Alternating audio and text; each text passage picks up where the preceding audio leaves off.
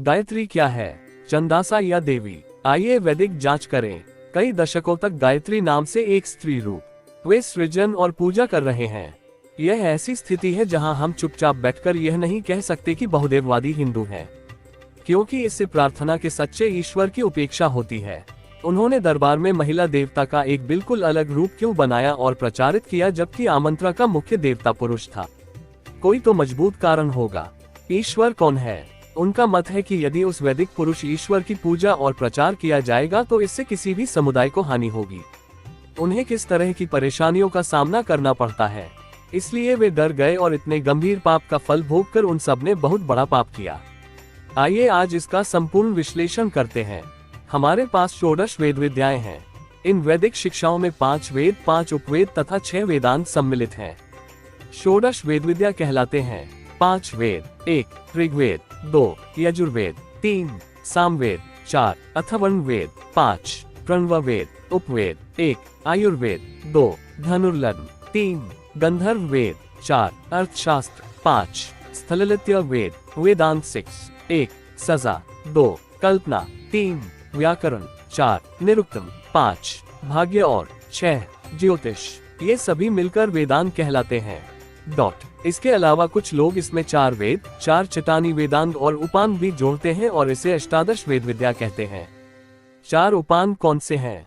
मीमांसा, न्यायशास्त्र, मिथक, कानून। आइए इसमें वेदांग लोक की छंद विद्या के बारे में संक्षेप में जानते हैं। बचपन से हम कविताएं पढ़ते हैं, याद करते हैं, परीक्षाएं देते हैं। हम सभी जानते हैं कि उनका लेखन छंद पर आधारित है। विशेषकर तेलुगु काव्य में उत्पलमाला, चपकमाला, शार्दूलम, अतावेल आदि का प्रयोग होता है। हम सभी जानते हैं कि कविताएं लिखी जाती हैं। इसी प्रकार संस्कृत में वेद मंत्रों को लिखने के लिए भी छंद का प्रयोग किया जाता है। यहाँ 7 प्रसिद्ध कविताएं हैं। वे हैं: 1 गायत्री छंद 3 पद, 2 खम्पक चंदासा 3 फीट, 3 अनुष्टुप प्रोसोडी 4 फीट, 4 बृहति छंद 4 feet, 5 line prosody 4 feet, 6 Trishtup की छंद 4 फीट, 7 विश्वलय 4 फीट, 1 गायत्री 3 चरण 24 अक्षर, 2 हेमतिक 3 पद 28 अक्षर, 3 अनुष्टुप 4 पदम 32 अक्षर, 4 बृहति 4 चरण 36 अक्षर, 5 पंक्ति 4 फीट 40 अक्षर, 6 त्रिष्टुप 4 पदम 44 अक्षर, 7 जगति 4 पदम 48 अक्षर। ये मुख्यतः सप्त छंद हैं। प्रत्येक कविता के भीतर अल्फान्यूमेरिक अंतर के आधार पर कई उपशैलियां होती हैं। मैंने 70 विभिन्न उप प्रजातियां देखी हैं। गायत्री छंदों के विभिन्न रूप: अति निचलित गायत्री 3 फुट, 7 जोड़ 6 जोड़ 7 = 20 अक्षर। पाद निचलित गायत्री 3 फुट, 7 जोड़ 7 जोड़ 7 = 21 अक्षर। वर्धमान गायत्री 3 फुट, 6 जोड़ 7 जोड़ 8 = 21 अक्षर। विराट गायत्री 3 फुट, 9 जोड़ 6 जोड़ 7 = 22 अक्षर।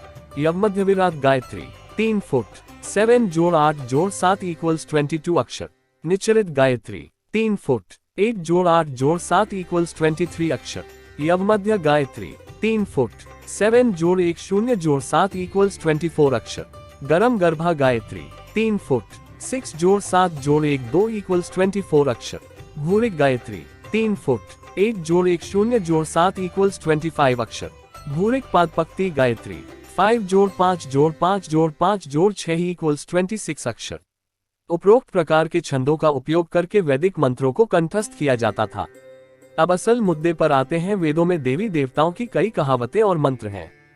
प्रत्येक मंत्र उपर्युक्त छंदों में से किसी एक का उपयोग करके लिखा गया है। उदाहरण के लिए ऋग्वेद में पहला मंत्र, जिसकी उत्पत्ति प्राचीन है, गायत्री मंत्र में अग्नि देवता के लिए है।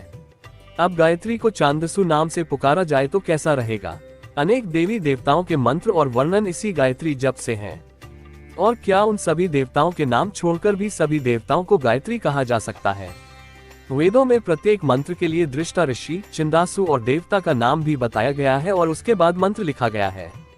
उदाहरण के लिए ऋग्वेद के 3 सर्ग 62वें सूक्त के 10वें मंत्र में गायत्री मंत्र के नाम से जाना जाने वाला सविता मंत्र सभी माया शिक्षकों के प्रभाव में पाया जाता है। यहाँ साफ साफ क्या लिखा है? ये 23 अक्षरों वाला मंत्र निरुद्ध गायत्री छंद में लिखा गया है, जिसमें स्पष्ट रूप से लिखा है कि उस मंत्र की अधिष्ठात्री देवी सविता है। ऋषि विश्वामित्र को इस मंत्र का साक्षात्कार हुआ था।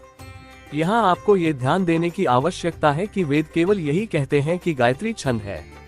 इसका कहीं भी देवता के रूप में उल्लेख नहीं किया गया है और किसी भी पुराण या आगम या शिल्प शास्त्र में गायत्री का कोई ध्यान भजन या देवता के रूप में वर्णन नहीं है। आइए एक नजर डालते हैं उस मंत्र पर। मंत्र तत्सवितुर्वरेण्यं भर्गो देवस्य धीमहि धियो यो नः प्रचोदयात्। ऋग्वेद 3:62:10, यजुर्वेद 3:35 22:130 3।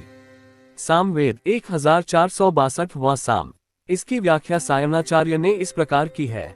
यह सविता देवही इक्वल्स सावित्री नामक देवता, शर्म की बात इक्वल्स हमारा, धी इक्वल्स कर्म या धर्म के लिए मन, प्रचोदयात इक्वल्स भड़काना, तात इक्वल्स वह सवित्री भगवान, वरेण्यम इक्वल्स सभी के लिए उपासुदय बुद्धिमानी से अपनाया गया, भर्ग इक्वल्स वह तेज जिसे भर्गमन कहा जाता है अर्थात वह तेज जो परब्रह्मत्मा की आत्मज्योति है, धीमहि इक्वल्स मैं ध्यान कर रहा हूँ।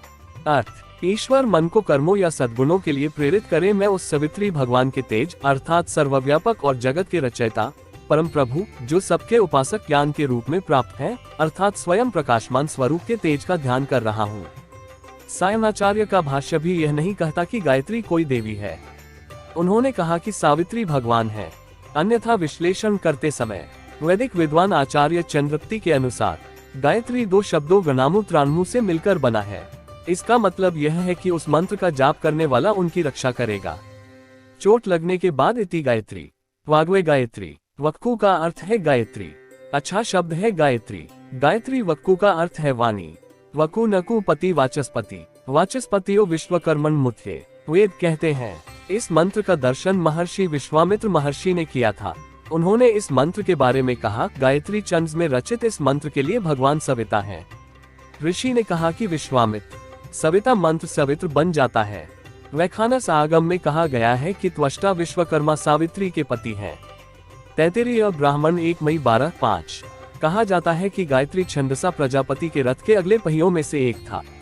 एक अन्य कथा के अनुसार देवताओं ने गायत्री, त्रिष्टुप और जगती छंदसु को धन लाने के लिए कहा, लेकिन जगती और त्रिष्टुप छंदसु नहीं लाए, लेकिन गायत्री छंदसु ले आए। इसलिए कहा जाता है कि गायत्री छंदासु देवताओं को प्रिय है। जो लोग भगवत गीता पढ़ते हैं वे जानते हैं कि गीताचार्य आईपी ने छंदसम अहम गायत्री कहा था, लेकिन भगवत गीता यानी सुंदर श्लोक भगवान कृष्ण ने गायत्री छंद में नहीं सुनाए थे। शतपथ अरण्यकम बृहदारण्यकम में वर्णित एक प्रसंग के अनुसार देवासुर संग्राम के दौरान देवताओं द्वारा गायत्री को विश्वकर्मा और असुरों द्वारा दाभी के नाम से संबोधित किया गया था। शास्त्र कहते हैं कि देवता और असुर किसी अन्य की नहीं बल्कि प्रजापति की संतानें हैं। दूसरी कहानी यह है कि मनुष्यों में अच्छे गुण दैवीय असुर हैं और बुरे गुण असुर हैं। डर या अन्य कारणों से हर कोई बोलने की हिम्मत नहीं कर पाता। उस मंत्र की महिमा के भय से उद्धरण चिन्ह ऐसी बातें वैश्वकर्मण दर्शन की आधारशिला के रूप में खड़ी हैं, जो इसे स्वतंत्र दर्जा देती है। वेदों में कई देवताओं की स्तुति विभिन्न ऋषियों द्वारा की गई है, जो अलग अलग ताल में उदाहरणात्मक ऋषि हैं। परंतु किसी भी देवता के मंत्र के लिए यह नहीं कहा जाता है कि यह मंत्र अनुष्टुप मंत्र या त्रिष्टुप मंत्र या जगती मंत्र है, जिस छंद के नाम पर दृष्टा ऋषियों ने मंत्रों को लिखा था।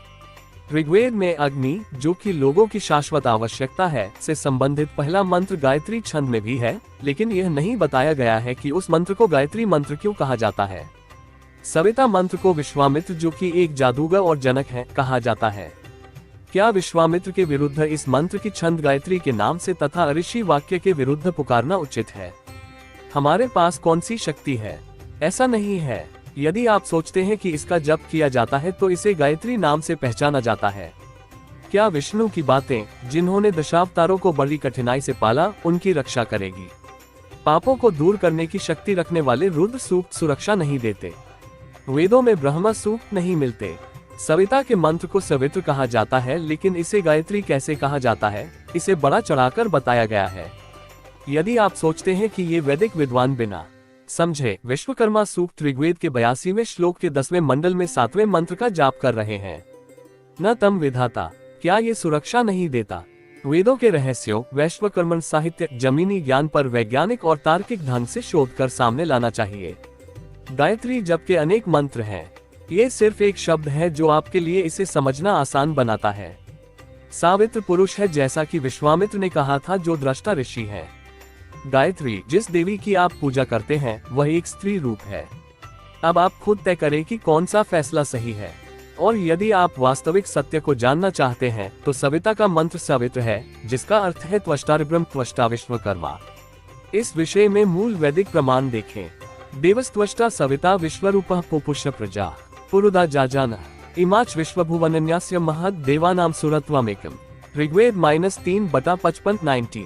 भव त्वष्टा विश्वकर्मा परमात्मा संपूर्ण ब्रह्मांड में सभी प्राणियों के हृदय में आत्मा रूप में सर्वव्यापी है।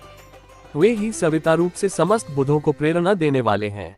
यही विश्वरूप है, यही देवता, यक्ष, गंधर्व, किन्नर किंपुरुष हैं, जो मनुष्यों, पक्षियों, कीड़ों को जन्म देते और पालते हैं। ये सब जगत विश्वकर्म है। उपर्युक्त ऋग्वेदिक मंत्र के अनुसार स्पष्ट कहा गया है कि परमात्मा विश्वकर्मा ही सविता देवता है। आइए एक और उदाहरण देखें। गर्भानुनो जनिता दंपति कह देव त्वष्टा सविता विश्वरूपः नाकिरस्य प्रमिनन्ति व्रतानि वेद नवास्य पृथ्वी उपाद्यो। ऋग्वेद 10 मंडल 10/5। भव त्वष्टा विश्वकर्मा प्रजापति, जो ईश्वर के देवता हैं, समस्त ब्रह्मांड के रचयिता और सभी वस्तुओं के रचयिता हैं, सभी वस्तुओं के पवित्र और प्रेरक हैं, और सभी रूपों को धारण करके त्वष्टा विश्वकर्मा परमात्मा ने हमें युगल बनाया है। उनके कर्मों में कोई दोष नहीं है। हमारा रिश्ता जग जाहिर है। यही मंत्र है। विशाल विश्वकर्मा भी कहते हैं कि शनि ही देवता है। इस सविता देवता के बारे में हम वेदों में कई कहावतें और मंत्र देख सकते हैं। वेदों में सविता को विश्वकर्मा और सर्वोच्च निर्माता के रूप में प्रतिष्ठित किया गया है। अंततः ज्ञात हुआ कि सविता देवता पुरुष है। आप सभी इस सविता भगवान को नारी रूप प्रदान करें। इस सविता मंत्र का उपयोग करके ध्यान, जप और तप किया जाता है। यदि आप किसी पुरुष देवता को स्त्री के रूप में वर्णित करें और उसकी स्तुति करें तो क्या वह संतुष्ट हो जाएगा? उदाहरण के लिए, यदि आप एक पुरुष हैं, तो क्या मैं आपको एक महिला के रूप में वर्णित करूंगा और उसमें स्त्री गुणों की प्रशंसा करूंगा तो क्या आप नाराज नहीं होंगे? क्या मुझे बाद में आपसे कोई अनुकूलित कार्यक्रम मिल सकता है? भगवान सविता त्वष्टा प्रजापति के अंश हैं। गायत्री एक महिला देवता है जो कुछ गैर वैश्वकर्मण स्वार्थी दूरदर्शी लोगों की साजिशों से पैदा हुई है, जो वर्तमान समय में वैश्वकर्मण समाज को ऐसे वैदिक समाज में बदलने के लिए जिम्मेदार हैं। उन्होंने असुरक्षा के डर से वेदों में सविता के रूप में वर्णित त्वष्टा विश्वकर्म की पूजा न करके इस प्रकार का सारस्वत्य दोष लगाया। हम उनके द्वारा रचे गए झूठ के पाप को क्यों प्रोत्साहित करें? विश्व ब्राह्मणों का इतिहास, जो एक ही समय में वैदिक थे, उन्होंने वैदिक देवताओं को लोगों से अलग करके और काल्पनिक झूठे मिथकों का प्रचार करके समाज में अपना उचित स्थान हासिल किया। गायत्री एक महिला देवता है जिसे प्रस्ताव को बदतर बनाने के लिए एक चाल के रूप में बनाया गया है। उनके ब्रह्महत्या के इतने निचले स्तर तक गिरने का मुख्य कारण यह है कि सारा वैदिक साहित्य वैश्वकर्मणों का है। बनना गायत्री पाखंडी और स्वार्थी लोगों के एक विशेष वर्ग की रचना है, जो नायकों द्वारा बनाए गए घरों में अछूतों के रूप में पैदा होते हैं और उन्हें समाज से निकाल देते हैं और अपने रिश्तेदारों को धोखा देते हैं। आओ जो भी वैदिक सत्य है उसे जाने और वैदिक जीवन प्रारंभ करें। आप जान ले कि त्वष्टा विश्वकर्म, जो कि सविता का ही स्वरूप है, का ध्यान करके उस मंत्र को सविता मंत्र के रूप में जपना चाहिए। जो लोग इस विषय को नहीं समझते हैं, जो भी इसका विरोध करते हैं, यदि आपको कोई आपत्ति है तो खुले मंच पर या टीवी के माध्यम से जो आपके अनुकूल हो स्थापित करें। कृपया बेकार की अप्रिय टिप्पणियां पोस्ट न करें। कोई भी प्रश्न इस लेख के अंतर्गत पूछा जाना चाहिए। ये आपके प्रिय गुरुजी हैं, वेद ब्रह्मश्री आचार्य ति मोहन राव शर्मा, स्थापति, वेदाध्याय, मूर्तिकला के विद्वान, मूर्तिकला व्याख्याता, ज्योतिष विद्वान, नाड़ी ज्योतिषी, वास्तुशास्त्र के विशेषज्ञ, अंक ज्योतिष के विशेषज्ञ, पुरोहिती उपदेशक होते हैं। बेंगलो 9 अरब 34 करोड़ 12 लाख 65,719। नमो विश्वकर्मणे।